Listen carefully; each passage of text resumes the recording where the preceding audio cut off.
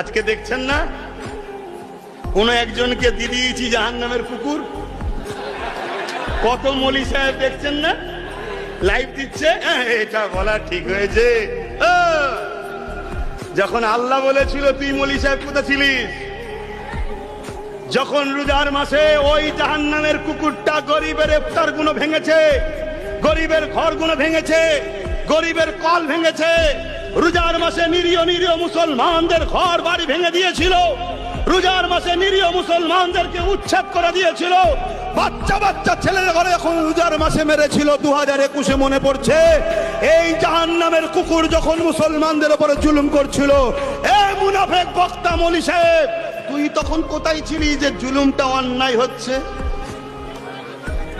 ও দালাল, ভাড়া পাও না, দালাল মলি সাহেব, তাই তো? ভাড়া পাও, ভাড়া। তাহলে কড়া ডোল না দিলে এই দালাল গুলোকে চেনা যেত? এজন্য একটু কড়া দিই। কিন্তু ভুল বলেছি কি?